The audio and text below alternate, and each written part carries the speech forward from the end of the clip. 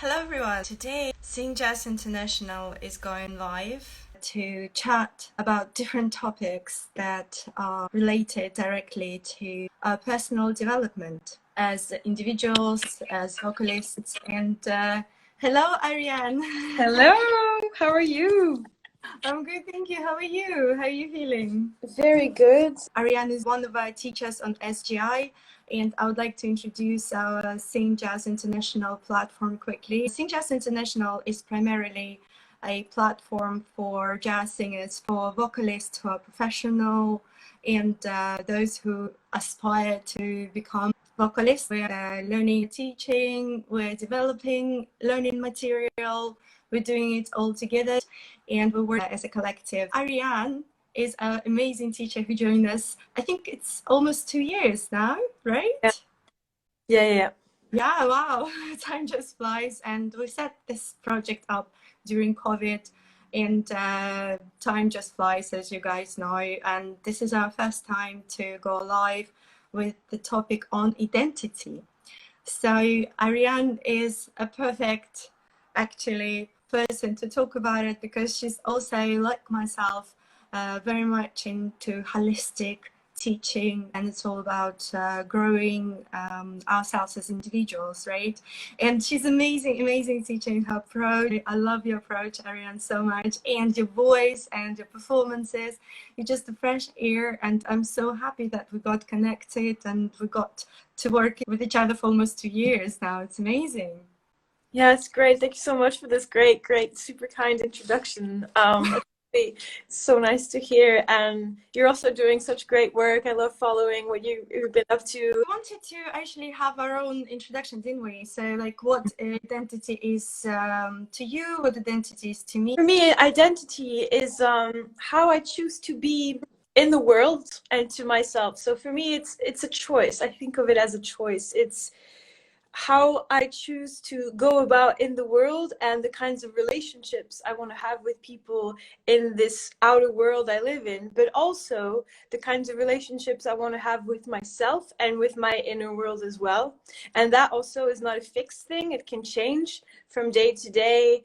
Not that necessarily my identity moves drastically, but allowing some sort of flexibility, not having this fixed mask and being right, this is my box, this is my container, this is who I am, but allowing to breathe in that space, and with that, with the choices we make, to be clear about the kinds of relationship we want to have with people, so we can respect each other and ourselves, and be in alignment with the truest version of ourselves we can be, in the most genuine version of ourselves we can be in this world. So yeah, that's my definition. Amazing. Yeah, I was thinking along very, similar lines, actually. To me, identity is just a role that we choose to play. It's our avatar that we create during a specific or particular point in our lives. So if I choose to, for example, to play a role of a manager, then obviously there are certain attributes or certain hats or codes that I should wear when I kind of do have this identity in mind. When I'm a performer, it's completely different avatar, because obviously I can't do two at the same time, because that would look odd. And the same with teaching. If I would actually combine all my kind of, let's say, identities or avatars at the same time, it would look something like, I would go on stage and say, okay, now let's sing along. And this is not what stage is all about. Yeah, of course. You know what I mean? So obviously I have to separate those type of skills, and I think it's the same with with who we truly are. So identity could be like multidimensional identity with different sides, but then we basically look at different sides or employ different sides at different times or appropriate times. But who we are is not what our identity is, but our identity can reflect who we are in the way we execute our identity, if it makes sense. Yeah. how we channel it. And I can absolutely agree with you in terms of, you know, you are not the same every day. There is something new, and there's new reality, there's new, you know, shift, there's new skill, and there's new development. But in terms of, you know, identity, professional identity, let's say, or how I identify myself as, goes along the lines of, you know, vocal coach, I'm a performer, I'm a manager, this and that. So those type of identities that you put on, and they are kind of the same, but not the same at the same time. You know what I mean? Yeah. Plus, being artists and performers, there's so many hats we wear, so many of them. Like managing your own self-employed life is overwhelming. You have so many kinds of roles you have to be. Yeah, so I think I can relate very much to what you're saying. Yeah, and I think it's really good that we live in this new kind of society nowadays, where this multi-dimensional identity is accepted and is encouraged. And people encourage you to actually look at different sides of your personality. And it's still your personality, it's still you. You still kind of show who you really are in each one of them. It's your choice. I agree with you as well. Like, it's your choice which directions you want to go. Do you want to go high vibration, low vibration, which skill you want to kind of grow? And I believe that more we learn, more we kind of grow and become younger as well. This is our way to sustain our youth as well, you know? Yeah.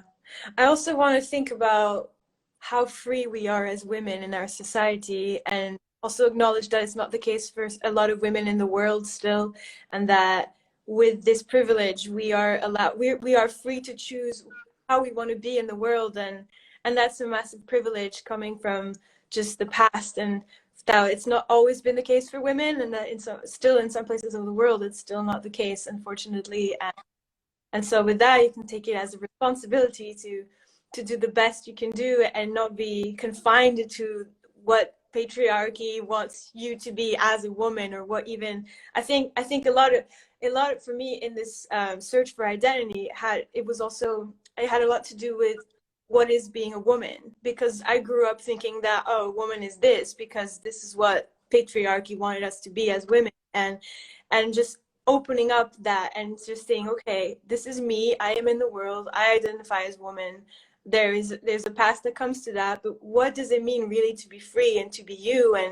And oh, I mean, gender is a whole other box, we don't have to get into that today, but it's also thinking about what are words, and how do I connect with their meaning, and how is that relevant to me? And yeah. It comes down to all to that choice that you are saying. And I completely agree, because all this kind of frames, we either put ourselves in, or we grow into that frame, or somebody else puts that frame around us saying, oh, this is allowed, this is not allowed, according to their own belief.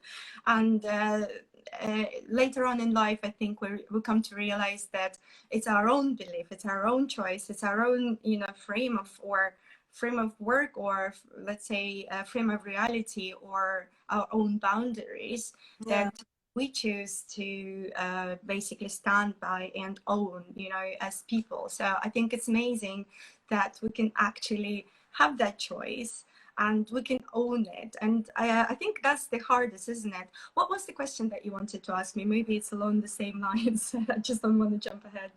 So I wanted to ask you, in your life, who were the figures who were around you, whether they were actually physically around you, or if they were, you know, role models you had, you know, personalities in the world you looked up to. So who are the figures who inspired you to become the person you are today and the identity that you have today?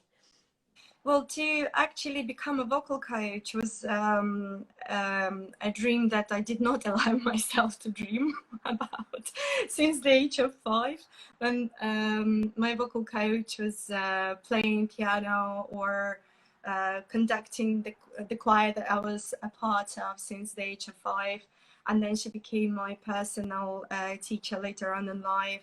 And I kept on bumping into her. Actually, she was just so incredible, and I was always, you know, kind of looking up to her, thinking, wow, it's so incredible, probably just to play that piano, to teach voice. But you know, I'll never be able to get there. No way. This is just such a high level of, you know, of professionalism. And I don't know why I kept on saying this to myself. Who was telling me this story? Like, what was the voice at the back of my mind that was telling me that it's impossible for so long? I have no idea.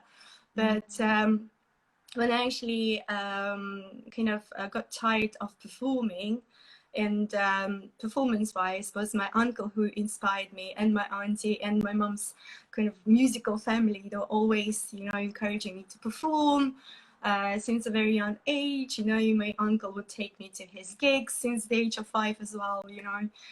So I was exposed to lots of performance or performing arts, let's say, since that early age. And so when I got really tired of performing, when I kind of felt I burned out, doing, you know, live shows for 10 years non-stop, somebody actually, my friend from London, asked me to teach him singing.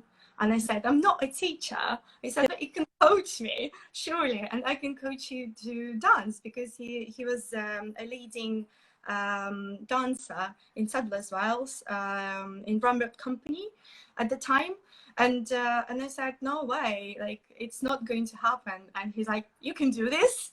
And so I tried. And I was, yes, his name is Kirill, by the way. And I tried to coach him. And then this kind of knowledge poured out of me. And I was like, where is this coming from? I know all these things.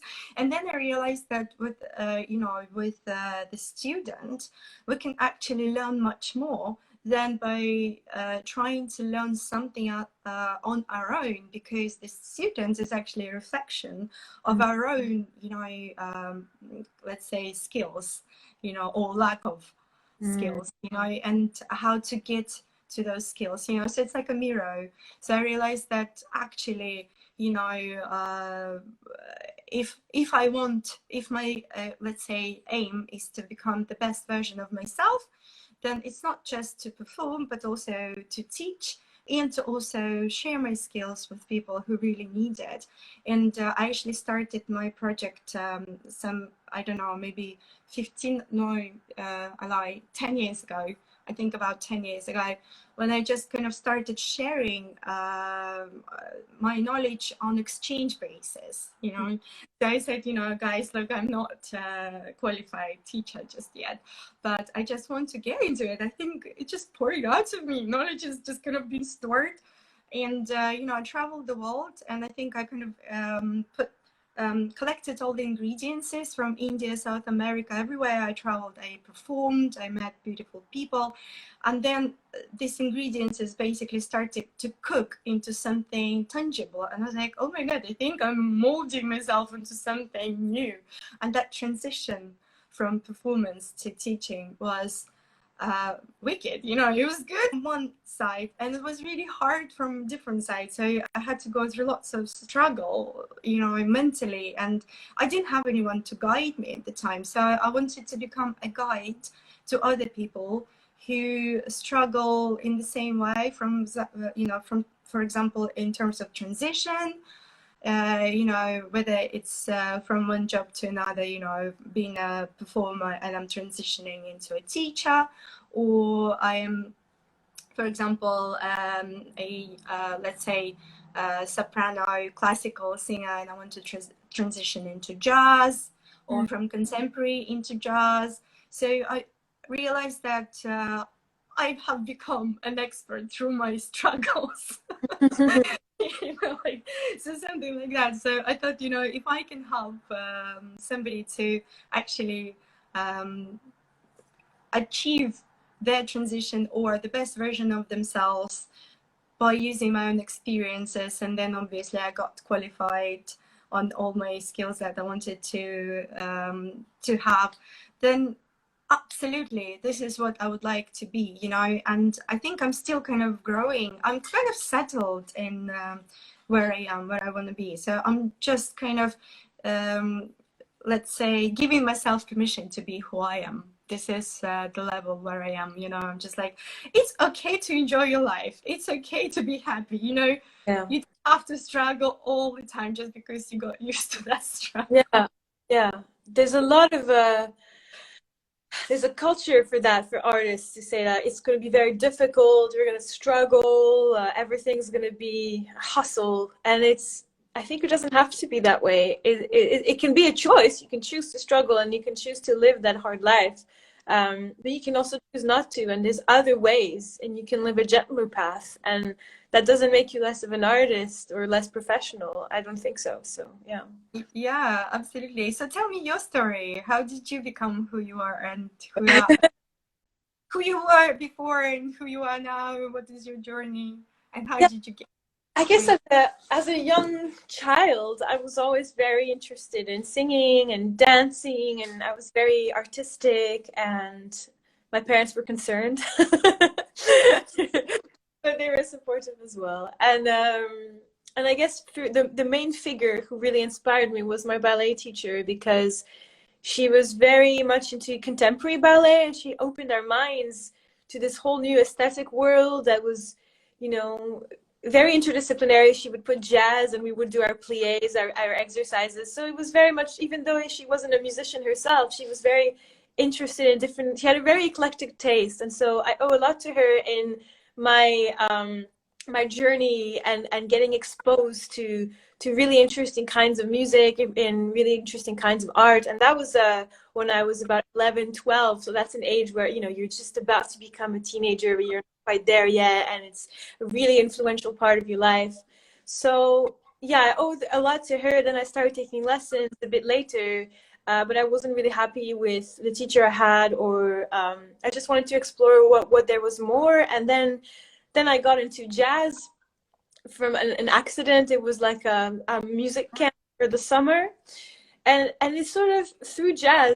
It was the very first time, I guess, everything came together, where I thought, oh, this is a place where it can be a massive playground for me to explore singing and the voice and there's this creative element of improvisation that is so incredible. And jazz as an aesthetic and as a language has also evolved in so many different subgenres of jazz, which are so vast, and there's so much to explore vocally, and there's so much parallels between improvisatory jazz and other kinds of music, like, I don't know, flamenco or African music. And so it was this vast playground of curiosity, and I was hungry for it, and I knew it was in alignment with the burgeoning ideas or what was taking shape inside of me. And I didn't know where I was going to go, but jazz was definitely going to be the way I would get there.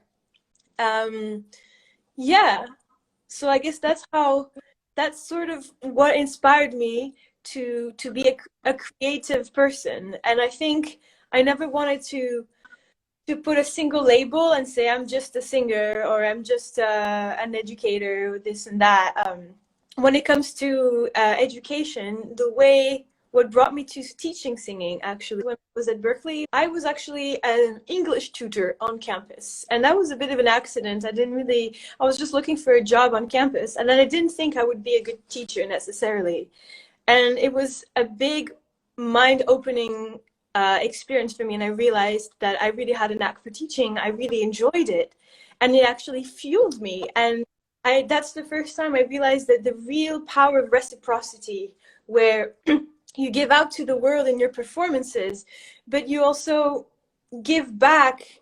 There's something beautiful where, yeah, the world gives you attention for your creativity, but then you give it back to your teaching. And I always say that if ever one day, when it happens, manifesting it, when it happens, when I get really successful with my music, and if money isn't a problem and I don't have to do anything for money, I would still teach.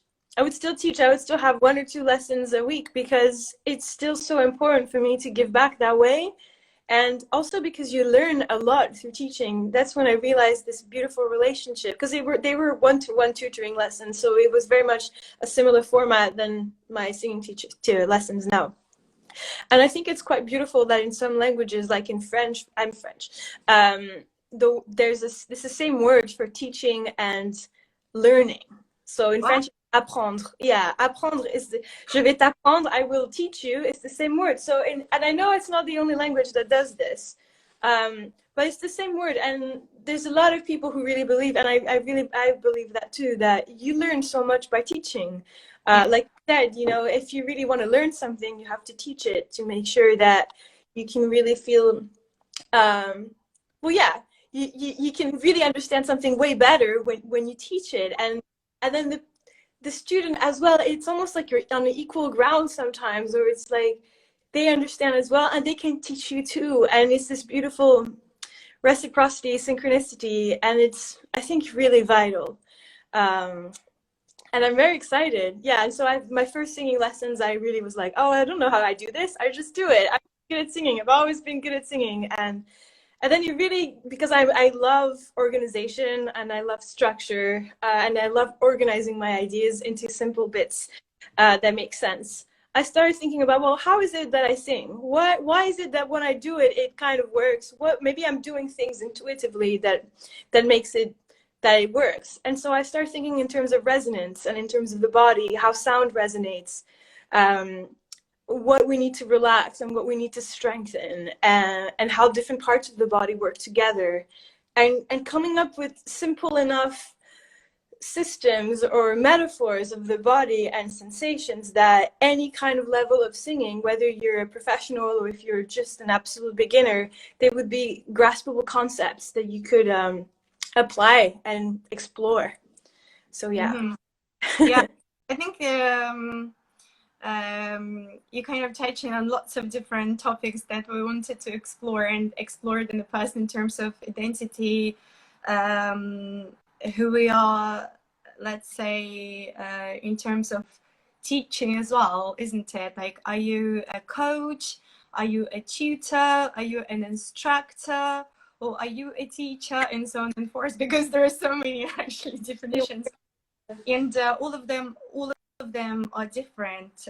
And then we did have this session, and I remember we came to the conclusion that obviously there are lots of cultural, let's say, terminology behind each one of them. So let's say every culture will have their own association with those words. So for example, somebody told me just recently that teacher has a really negative impact on on them, so they would never use the word teaching even though they are teaching something. Others would say, no, I'm definitely a teacher because I teach something from scratch. And then obviously there are different methods that kind of define what it is you're doing. So say, for example, if it's a classroom method and I'm talking at you, then I'm a lecturer, but I'm also teaching something. But in terms of vocal coaching, obviously when we coach one-to-one, and we kind of tend to become a tutor subsequently as well, so you could say, for example, you're tutoring somebody to prepare them for an exam, so you're ultimately a tutor. But if you say, for example, oh, well, I don't know how to pronounce something or how to do a particular technique, let's say breathing technique or tuan, how to produce tuan, and you're like, well, let me teach you this. But once the person knows how to tuan, they could say, could you coach me to access my nasal or oral tuan, because I'm not sure what I'm at the moment. Could you coach me? So coaching is more like, let's say, guiding or supervising something that somebody has but don't know how to maybe use it, or how to apply, let's say, that technique in practice. And absolutely. I mean, it's what we talked about for a long time on the platform, and it's been such an interesting subject, isn't it? And I think we're very much kind of decided, each one of us, who we are, and that's such a great step, isn't it? Because 2 years ago we were like, who am I? Am I a teacher? Am I a coach? Let's just expand what this means. And I really like that together we're developing courses for individual students, and open door concept is something that we want to encourage, where the student comes to us and says, well, I am interested in scatting, I'm interested in, let's say, my performance identity, my stage presence, who can help me? And then we can basically match them with the right teacher or full of teachers. So it becomes like a workshop or a course, day seminar or 5-day seminar, whatever student is comfortable with. And then they know that they go from, let's say, one structured lesson to another to learn exactly what they want, and they achieve something in much shorter space of time. So we're talking basically about alternative education. Again, you know, it's something to do with identity, you know, so identity as SJI, where something new, you know, open door concept and matching services, something that we're kind of leaning towards, but it's something that needs to be probably talked about more so people understand how it works, because it's personalized, isn't it? It's not something that you can package to, like, you know, to a mass. It's not mass produced concept, a product. It's something that we can package to each individual student, whether the student is a professional singer, whether it's a teacher in making, or whether it's somebody who's already teaching, or it's somebody who's starting jazz from scratch and want to kind of find their feet and don't know who they want to basically attract, right? So yeah, this is a very, very kind of broad subject on identity, and I'm really, really glad that we're talking about this. Do you have any other questions, or do we have any questions from the audience? Guys, if you're watching us, leave us a comment. I'll see if I can actually save this video, and then you can still comment and give us maybe ideas for the next talk. And if you enjoy this, give us a wave, tell us where you are, where you're watching us from, and what topics would you like to discuss. Because I believe that Judith from Scat Kitchen is cooking something interesting at the moment. She's actually trying to get a live show about scatting. How do we motivate ourselves to learn how to scat? If you guys are interested, please give us a comment. Do you have any more questions, Irene? A little one that I'd like to ask is, how is your perception of your identity today different from the perception that you think you would have had when you were younger? You know, when we're younger, we always think, oh, by the time I'm this age, or when I'm older, this is really what I want to be. I want to be this person. And then we grow up, and then we look back and we think, oh, interesting. Actually, somehow like having a discussion with your younger self, and and comparing your envisioned identity you thought you were going to have versus the one you actually think you're having now, and also the identity you might think, even though you might think that that's it, you've arrived, you know exactly what you want to be, you might still think, you know, in 40 years I would like to be this kind of person, and you know, something to check out in that time as well. So yeah, over to you. Well, I think it's a very interesting philosophical question, something that I can talk, you know, about forever. So, if I just, you know, yeah, if I kind of dwell on it a little bit or reminisce. When I was a little kid, I actually wanted to be a psychologist. Oh. And it's really weird. I also wanted to be a teacher. And I also wanted to be a vocal coach. I never wanted to become a performer at that time because I was always performing. So I thought I'm already a performer. So it's not something that I need to become. I'm already that. But in terms of ambition, yeah, my ambitions were basically all kind of skilled towards personal development and relationships and psychology from a very young age. So in terms of your question, what did I want to be when I grow up? I was like, I want to be everything. You want to be everything. You want to feel the world and experience and live through everything. I just want to be everywhere at the same time. And I believe, you know, this kind of feeling haunted me from a very young age. I just wanted to explore the world, explore different cultures. I wanted to be with people, around people, and just kind of, you know, enjoy this life and, yes, make it pleasant for myself and others. and there is no harm in being happy. No, definitely not. That's great. Thanks for that. That was great to hear.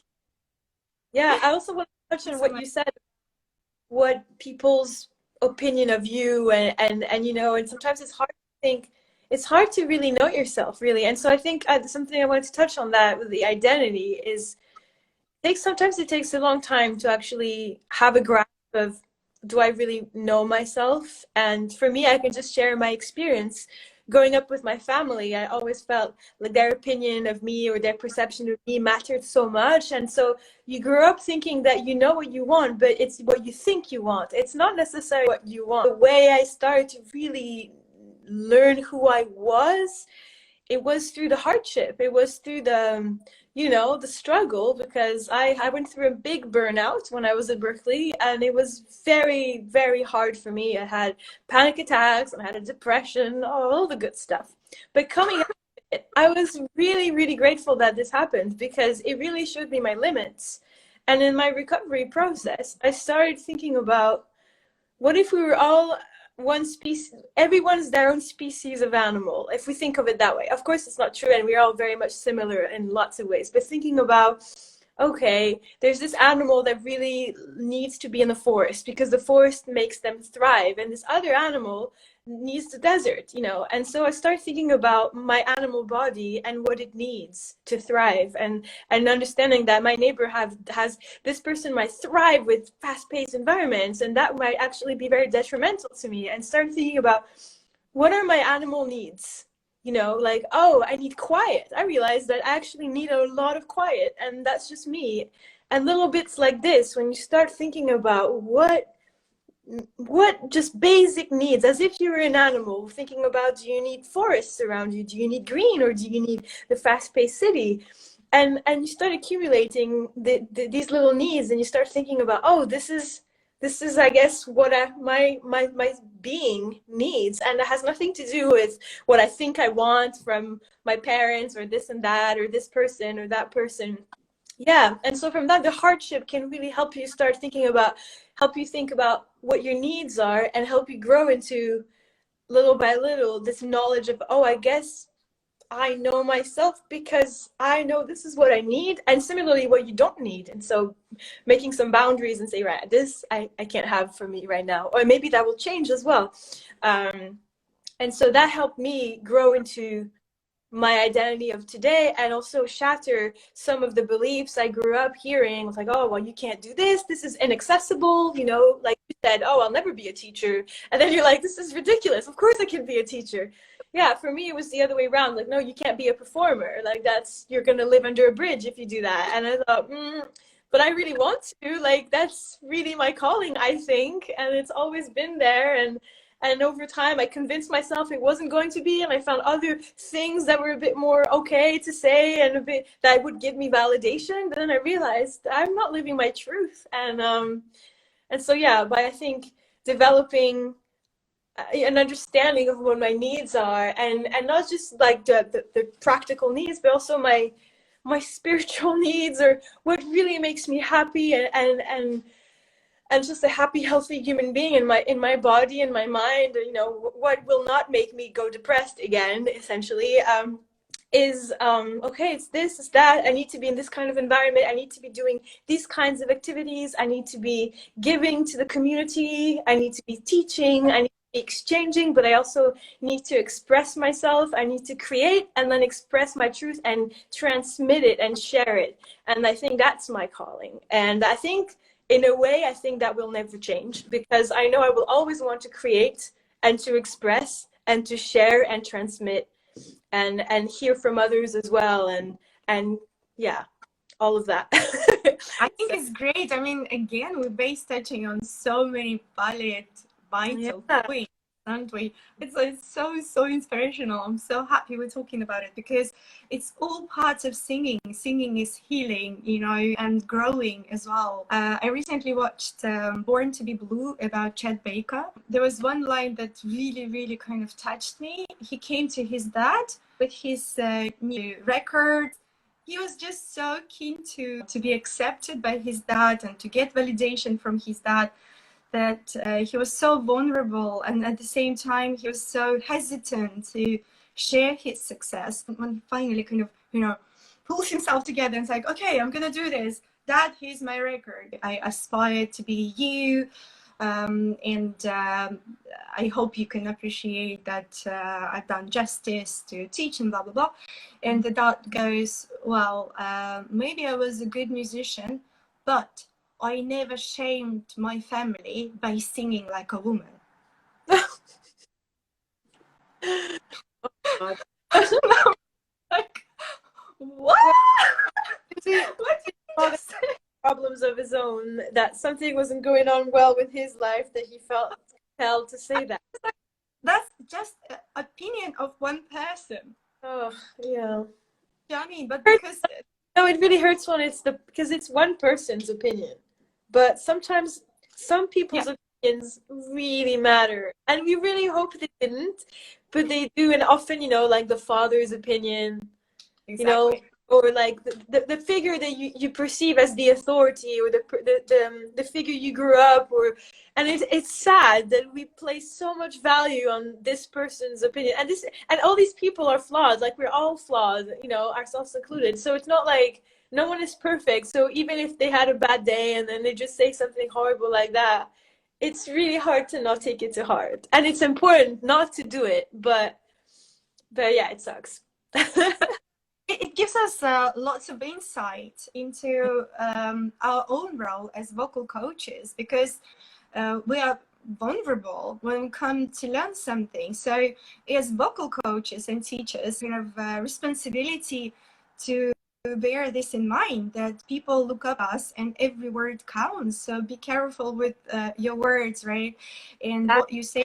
And one word can save a person or kill a person. So super sensitivity is vital, right? Yeah. Our profession. So that's a good kind of, I think, learning curve, but also to remember, maybe we can actually,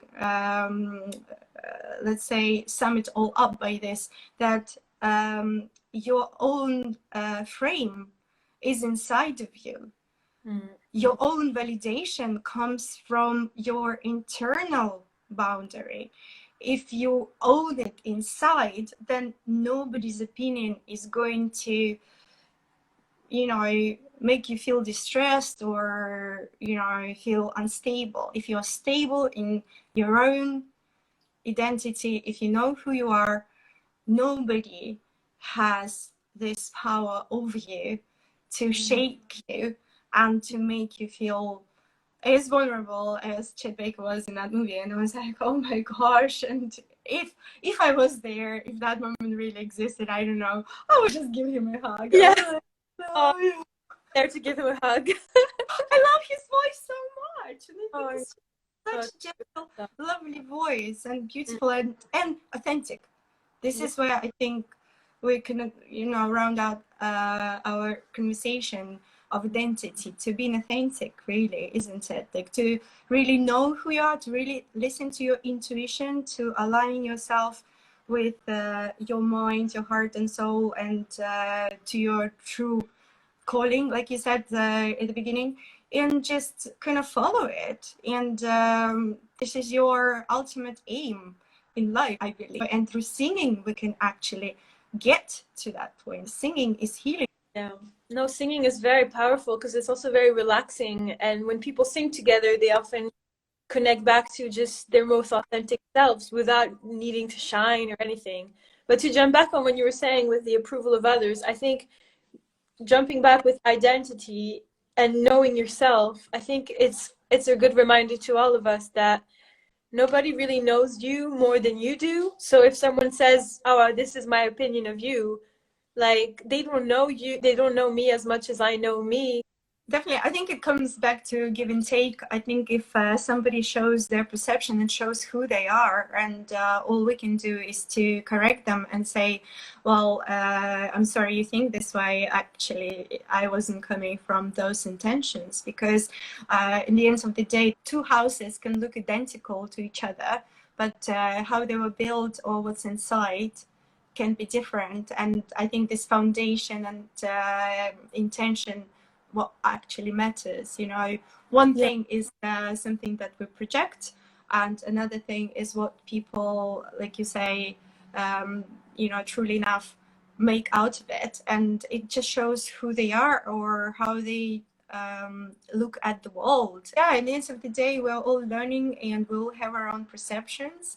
And this is why I think people need people. Sometimes we have a bad day and we can misinterpret things because we're overreacting. And so on and forth. And if people come to you with good energies and point this out, we can all learn from it. Yeah, to just, you know, wrap it up, it's been amazing talk, Ariane. Thank you so much for joining. And it was really incredible to talk with you again and to have the space for reflection and talking about, you know, what made us who we are today, and you know, what made us where we are today. And I think it's often things I take for granted personally, and so it was nice to have the space to reflect back and reflect forward as well, and share this with other people who might be searching themselves or looking for a bit of guidance. So I think it's really great that you're organizing all of this. So thank you. oh, thank you so much. And check out Sing Jazz International if you or your friends are looking for lessons. There's so many great teachers in this platform, and like you said, it's really great because you can pick and choose, and you can say, I'd like to work on this with this teacher, and then I would like to work on that with that teacher, and it's all available, and it's there. So have a look. Definitely, thank you so much. Yes, and it's guided, and we will look after you guys. And Ariane, thank you so much for being so wonderful. Really enjoyed time with you. Thank you so much. So great. Do it again. Yeah, hopefully we'll do it soon again. Bye. And take care. Good day. Bye bye.